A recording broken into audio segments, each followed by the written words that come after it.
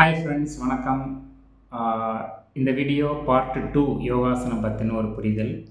யோகாசனா ஒரு புரிதல் பார்ட் 1 பார்க்காம யாராவது பார்த்துக்கிட்டு இருந்தீங்க அப்படின்னா, அந்த பார்ட் 1 லிங்க் வந்து நான் டிஸ்கிரிப்ஷனில் கொடுக்குறேன். அதை பார்த்துட்டு இதை பாருங்கள், மேலும் பயனுள்ளதாக இருக்கும். அந்த பார்ட் 1 வீடியோவில் நம்ம ஏற்கனவே வந்து யோகாசனம் அப்படின்னா என்னன்ற பற்றி சில பேசிக் அண்டர்ஸ்டாண்டிங் நம்ம பார்த்தோம். இதில் யோகாசனங்கள்னால் ஏற்படக்கூடிய சில முக்கியமான பயன்பாடுகள் மற்றும் நம்முடைய கவனம் எங்கே இருக்கணும் அப்படின்ற விஷயங்களை பற்றின ஒரு பார்வை இந்த வீடியோவில் நம்ம பார்க்க போகிறோம். சரி, நம்ம ஆசனங்கள் பண்ணுறோம். ஆசனங்கள் பண்ணும் பொழுது நம்ம என்ன பண்ணுறோம்? ஆசனங்கள் பண்ணும்பொழுது ஆசனம் தானே பண்ணுவோம். என்ன பண்ணுறோம் அப்படின்னா வந்து நம்முடைய மனசு எங்கே இருக்குது? அது ரொம்ப முக்கியமான விஷயம். உடலில் வந்து நிறையா நம்ம ஸ்ட்ரெச் கொடுக்குறோம், ஒரு பொசிஷனுக்கு வந்து நம்ம உடம்பை கொண்டு வர்றோம்.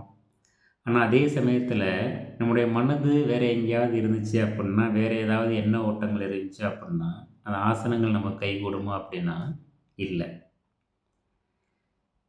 ஆசனம் அப்படின்றது பீயிங் நாட் டூயிங். ஆசனம்ன்றது பீயிங் நாட் டூயிங். சும்மா நம்ம வந்து உடம்பளவில் நம்ம செஞ்சிட்டோம் அப்படின்னா வந்து அது ஆசனங்கள் வந்து முழுமைப்படாது. பீயிங், ஒரு இடத்துல இருக்கிறது ஆசனங்கள். அப்படி ஒரு இடத்துல இருக்கிறதுக்கு என்ன செய்யணும்? நம்முடைய மனம், நம்மளுடைய மூச்சு, நம்மளுடைய உடம்பு மூணையும் நம்ம ஒருங்கிணைக்கணும். உடல் அளவில் ஒரு பொசிஷனுக்கு வர்றோம், ஒரு சீரான ஒரு சுவாசத்தை உண்டு பண்ணுறோம். அதே சமயத்தில் நம்முடைய மனதை வந்து ஒரு இடத்துல குவிச்சு வைக்கிறோம். மூணும் ஒருங்கிணைந்து இருக்கும் பொழுது நம்மளுக்கு அந்த ஆசன பயிற்சி வந்து கைகூடுது.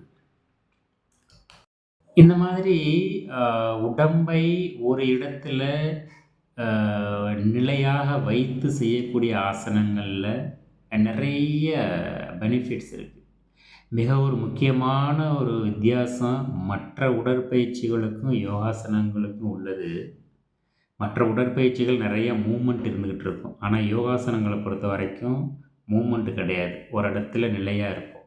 ஸ்ட்ரெச் அண்ட் ஹோல்டு, அதுதான் வந்து நம்ம பெரும்பாலும் பண்ணக்கூடியது ஆசனங்களில். அந்த மாதிரி பண்ணக்கூடிய சமயத்தில் நிறைய வந்து இன்டர்னல் அண்ட் எக்ஸ்டர்னல் சேஞ்சஸ் நிறையா நடக்குது. உதாரணத்துக்கு நம்ம வந்து எப்போ ஒரு இடத்துல உடம்பை நிலையாக வச்சுருக்கிறோமோ அந்த ஒரு ஸ்டெடி அண்ட் கம்ஃபர்டபுள் பொசிஷன் நம்ம வந்து அச்சீவ் பண்ணும் பொழுது ஆட்டோமேட்டிக்காக நம்முடைய மனது வந்து நம்முடைய கட்டுப்பாட்டுக்கு வருது. மைண்ட் கண்ட்ரோல் வந்து கிடைக்குது. ஒன்று. ரெண்டாவது, அந்த மாதிரி சமயங்களில் வந்து உடம்புல the blood circulation ரொம்ப அதிகமாகுது. அந்த blood circulation அதிகமாகும் பொழுது நிறைய உடல் மன புத்துணர்ச்சி கிடைக்குது. இன்னொரு முக்கியமான விஷயம், நம்முடைய உடம்புல இருக்கக்கூடிய நர்வஸ் சிஸ்டத்தில் இந்த மெயின் டிவிஷன் சொல்லுவோம். இந்த பாராசிம்பத்தட்டிக் அண்ட் சிம்பத்தட்டிக் நர்வஸ் சிஸ்டத்தில் இந்த பாராசிம்பத்தட்டிக் நர்வஸ் சிஸ்டம் வந்து ஆக்டிவேட் ஆகுது ஆசனங்கள் பண்ணக்கூடிய சமயத்தில். உதாரணத்துக்கு நம்ம வந்து ஒரு ஸ்ட்ரெஸ்ஃபுல்லாக இருக்கிறோம், ரொம்ப வந்து ஒரு நர்வஸாக இருக்கிறோம் அப்படின்னா நம்ம ஃபீல் பண்ணலாம் sympathetic nervous system in action. Okay. அதே சமயத்தில் எப்போ வந்து பாராசிம்பத்தட்டிக் நர்வஸ் சிஸ்டம் வந்து ஆக்டிவேட் ஆகுதோ நமக்கு ஒரு புத்துணர்ச்சி, ஒரு ரெஃப்ரெஷ்மெண்ட், ஒரு ரிலாக்ஸேட்டிவ் ஃபீலிங் வந்து நமக்கு கிடைக்குது. அந்த ஒரு ஃபீலிங்கு ஆசனங்கள் பண்ணும் பொழுது நமக்கு வருது. அதே சமயத்தில் சில டைனமிக் ஆசனஸ் வந்து டைனமிக் மூமெண்ட்ஸ் பண்ணோம் அப்படின்னா வந்து ஒரு ஹார்ட் ரேட் இன்க்ரீஸ் ஆகும். That means sympathetic in action. ஆசனங்களில் வந்து ஒரு இடத்துல நம்முடைய உடம்பை வந்து நிலையாக வைக்கக்கூடிய சமயத்தில் பாராசிம்பத்தட்டிக் நர்வஸ் சிஸ்டம் வந்து ஆக்டிவேட் ஆகி உடம்புக்கு ஒரு ஒரு ரிலாக்ஸேஷனை, ஒரு மனதுக்கும் ஒரு புத்துணர்ச்சியை வந்து ஆசனங்கள் கொடுக்குது. அடுத்த ஒரு முக்கியமான விஷயம், உடல் அளவில் உடல் சில மசில்ஸ் அண்ட் டிஷ்யூஸில் நிறைய சேஞ்சஸ் வந்து ஆசனங்கள் உருவாகும். மசில்ஸ் வந்து ஹார்டாக இருக்காது. ஒரு டச் பண்ணோம் அப்படின்னா ஆசன பயிற்சி பண்ணக்கூடியவங்களுக்கு மசில் வந்து ரொம்ப சாஃப்ட் ஃபீலிங் வந்து இருக்கும் மசில்ஸில். அந்த மாதிரி ஒரு இடத்துல இருந்து முறையாக ஆசனம் பயிற்சி பண்ணும் பொழுது இன்னொரு மிக முக்கியமான ஒரு விஷயம், less chance of getting injuries. நம்ம ஆசனங்கள் முறையாக பயிற்சி பண்ணோம் அப்படின்னா நம்மளுடைய எந்த விதமான சைடு எஃபெக்ட்டுமே வராது. இன்ஜுரிஸுக்கு வந்து ரொம்ப ரொம்ப ரொம்ப ரொம்ப கம்மியான சான்சஸ் தான் அதில் இருக்குது. இந்த ஆசனங்களில் பல்வேறு வகையான ஆசனங்கள் இருக்குது. உதாரணத்துக்கு நின்றுக்கிட்டு பண்ணுறது ஸ்டாண்டிங் ஆசனாஸு, சீட்டட் ஆசனாஸு, குப்புற வயிற்று புறமாக படுத்துக்கிட்டு பண்ணுறது, முதுகு புறமாக படுத்துக்கிட்டு பண்ணுறது, இன்வோஷன் ஆசனாஸு, ட்விஸ்டிங் ஆசனாஸு, பேலன்சிங் ஆசனாஸு, இந்த மாதிரி பலவிதமான ஆசனங்கள் இருக்குது. யாருமே வந்து முதல்ல ஆசனம் பண்ணும் பொழுது ரொம்ப அட்வான்ஸ்டு ஆசனாஸ் பண்ணக்கூடாது. அதில் 3 நிலைகள் இருக்குது. Beginners, intermediate and advanced asanas. முதல் முறையாக ஆசன பயிற்சி பண்ணக்கூடியவங்க பிகினர்ஸ் ஆசனாஸ் வந்து நல்லா முறையாக பயிற்சி பண்ணணும். 2வது அதுக்கு பிறகு வந்து அடுத்த லெவல் ஆசனம் கொஞ்சம் கொஞ்சமாக அடுத்தடுத்த லெவலில் நம்மளுடைய உடம்பை வந்து எடுத்துகிட்டு போகணும். அதோட மிக முக்கியமான விஷயங்கள் ஆசனம் பண்ணும் பொழுது நம்மளுடைய கவனம்.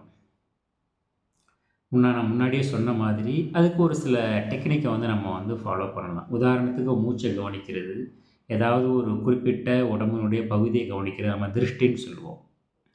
இந்த மாதிரி நம்முடைய உடம்பை வந்து ஒரு நிலையில் வச்சுட்டு, ஒரு ஆசன பொசிஷனில் வச்சுட்டு நம்முடைய கவனத்தை வந்து மூச்சில் பண்ணுறது அது வந்து ரொம்ப ஹெல்ப்ஃபுல்லாக இருக்குது. ஈஸியாக நம்முடைய உடல் மனதை வந்து நம்ம ஒருங்கிணைக்க முடியும்.